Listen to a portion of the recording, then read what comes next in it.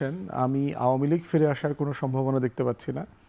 But যেটা হচ্ছে যে বাংলাদেশে একটা সেকুলার লিবারেল বাম রাজনীতির স্পেস সবসময় থাকবে। একটা প্রোগ্রেসিভ জনগোষ্ঠী আছে যারা ধরেন তাদের কি বাম ধারা মানে যে কোনো একটা জায়গায় তারা হয়ে যাবে, অ্যাবজর্ভড হবে আর কি।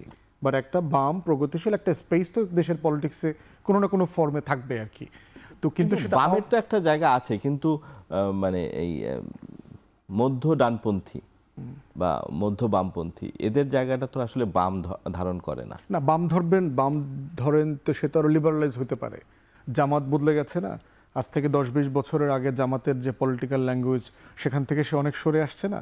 তো বামও চিন্তা করে দেখবে যে আমার পলিটিক্যাল স্পেসটা আমি বাড়াইতে পারি কিনা, এবং তাদের সেই স্পেসটা যেহেতু আওয়ামী লীগের জায়গাটা খালি হয়ে যাচ্ছে পলিটিক্যালি, সে বোধ করতে পারে গণসংহতি আন্দোলন ধরেন সাকিব ভাই অথবা মঞ্চের যারা আছেন তারা অনেকে ফিল করছেন যে আমাদের একটা প্রোগ্রেসিভ স্পেস আছে এখানে তাদের পলিটিক্সে।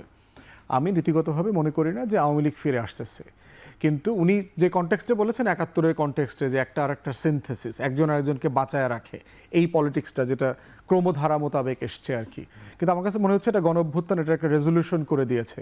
গণ অভ্যুত্থান এবং ভোট দুইটা জিনিসের ব্যাপারে রেজলিউশন দিয়ে দিয়েছে। জামাত হঠাৎ করে রাজনীতি থেকে হারায় যাওয়ার কোনো সম্ভাবনা দেখতে পাচ্ছি না, অথবা আপনার আওয়ামী লীগও এই গণ অভ্যুত্থানের পরে এত কিছুর পরেও বাংলাদেশের পলিটিক্সে ফিরে আসবে তার ন্যূনতম কোনো সম্ভাবনা নাই। ঐক্যের জায়গাটা কোথায়? এই যে আজকে দেখবেন আমরা আমাদের মধ্যে অনেক দ্বিমত আছে না, আওয়ামী লীগ প্রশ্নে আসলে রতন ভাইয়ের সাথে আমার দ্বিমত আছে কিনা? কোনো দ্বিমত নাই, শতভাগ একমত। প্রশ্ন হচ্ছে হয়তো আমি আর একটু গতি বাড়াইতে চাই, ওনারা মনে করতেছেন আমরা তো দেশ চাইলেই গতি বাড়ানো যায় না, আমাদের অনেক কিছু বিবেচনা নিতে হয়, একটু স্লো যাই, এরকম সেরকম। এবং দেখেন তারেক রহমান কিন্তু আপনার অনেকগুলো ইন্ডিকেশন দিয়েছেন যে উনি ভারতের সচিব এসে স্পিকার এসে দাওয়াত দিয়ে গেছেন প্রাইম মিনিস্টারের, কিন্তু উনি কিন্তু বেইজিংয়ে গেছেন, উনি ভারতে যান নাই। দীনেশ ত্রিবেদী দেখবেন কয়দিন পরপরই দেখবেন যে মনে করায় দেয় যে আমাদের দরজা তো খোলা, দাওয়াত তো ওপেন আছে, আমরা চাই উনি কখন আসবেন, আসেন, এই কথাগুলো বলছেন। কিন্তু সেখানে দেখবেন যে প্রধানমন্ত্রী তার যেই তুরস্কের সাথে, বেইজিংয়ের সাথে, পাকিস্তানের সাথে আমাদের যে নিরাপত্তা সম্পর্ক অন্তর্বর্তীকালীন সরকারের সময় শুরু হয়েছে, ওনারা কিন্তু সবগুলো কন্টিনিউ করছেন। বগুড়াতে দেখেন টার্কির ড্রোন ফ্যাক্টরি হবে, অনেক সমরাষ্ট্র চুক্তি যেগুলো হচ্ছে সেগুলো ধাপে ধাপে এগোচ্ছে।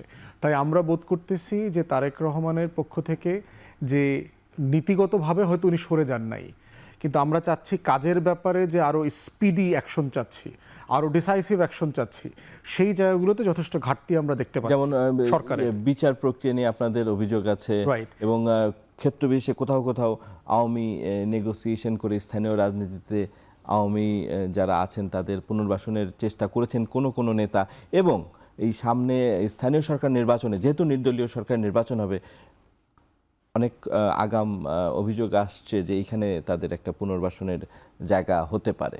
এইটা বিএনপির নেতৃত্ব টপে ট্রাই করলেও তৃণমূলে ওয়ার্ক করবে না, প্র্যাকটিক্যালি ওয়ার্ক করবে না। রতন ভাই তো তৃণমূলের রাজনীতি করেন, ধরেন একজন ইউনিয়ন পরিষদ চেয়ারম্যান হইতে চায়, এরকম বিএনপির 5টা লোক আছে এলাকাতে। তো এখন ওই এলাকাতে এই 5 জন লোক কেউ কি এগ্রি করবে যে আওয়ামী লীগের একজন লোক এসে তার ব্লক ভোট নিয়ে সে দিতে যাক? যেখানে জামাতকে ঠেকাতে চায় সেখানে তো নিশ্চয়ই সাপোর্ট দিবে। সেটা হচ্ছে সে হয়তো ইনডাইরেক্টলি সাপোর্ট দিবে, কিন্তু প্রশ্ন হচ্ছে যে ওইটা দিয়ে আপনি আওয়ামী লীগকে পুনর্বাসন করতে পারবেন না। কম্পিটিশনটা কোথায়? কম্পিটিশনটা হচ্ছে আওয়ামী লীগের ভোট।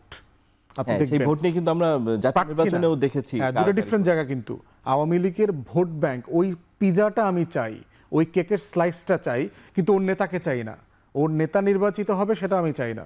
বিএনপি একই খেলা খেলেছে, এবং ভোটের মাঠে এই ধরনের কৌশলগত খেলা তো জায়েজ আছে, আপনার হালাল জিনিস। আমি মাইনরিটিদের ভোট ম্যানুপুলেট করতে পারি কিনা, আমি লোকাল আওয়ামী লীগের ভোট ম্যানুপুলেট করতে পারি কিনা, তাকে আমি স্পেস দিব, কথা দিলাম, এটা সেটা করে। পলিটিক্সে দেখে এটা খুব কমন প্র্যাকটিস। হাসিনাও বলছে, বিএনপি নেতারা আমাকে ফোন দিয়ে বলছে যে জামাত ক্ষমতায় চলে আসতেছে, তো আপনারা আমাদেরকে হেল্প না করলে কেমনে হবে। এবং হিস্টোরিক্যালি বিএনপি তো 50-60টা সিটে জিতেছে, যেসব জায়গায় সে কখনো জেতে নাই, হিস্টোরিক্যালি কখনো জিতে নাই। এই গোপালগঞ্জ, ফরিদপুর, মাদারীপুর, শরীয়তপুর, যেখানে ধরেন 30% প্লাস হিন্দু মাইনরিটি আছে, এরকম অনেকগুলো আসনে জিতেছে। আবার বিএনপি জিতেছে, আবার না ভোট জিতেছে, তাহলে দুটো তো একসাথে মিলছে না। তাহলে বোঝা যাচ্ছে যে বিএনপি ওই আসনগুলোতে ভোট ম্যানুপুলেট করেছে ট্যাকটিক্যালি, যেটা ডেমোক্রেসিতে এটা রাইট, এটা করা যায়। তো এই জন্য আমি বোধ করছি না যে স্থানীয় সরকার নির্বাচনের মাধ্যমে বিএনপির নেতারা চাইলেও আপনার এই পুনর্বাসন করতে পারবে। ক্ষমতার বলয় আছে এখানে, সিরিয়াসলি ইন্টারনাল কম্পিটিশন আছে, ভোগ বাটোয়ারা আছে, এবং দেখবেন দিন শেষে আওয়ামী লীগকে সবচেয়ে বেশি পিটাইতেছে কে? জামাত। আওয়ামী লীগ পাইলে পরে সবচেয়ে বেশি পিটায় কে এখনো? বিএনপির লোকজন। আচ্ছা, আপনি দেখবেন লন্ডনে আওয়ামী লীগের এক মন্ত্রীরে হেনস্থা করছে না রেস্টুরেন্টে বসে? সমালোচনা ছাত্রদলের সাবেক নেতারা মিলে করেছে।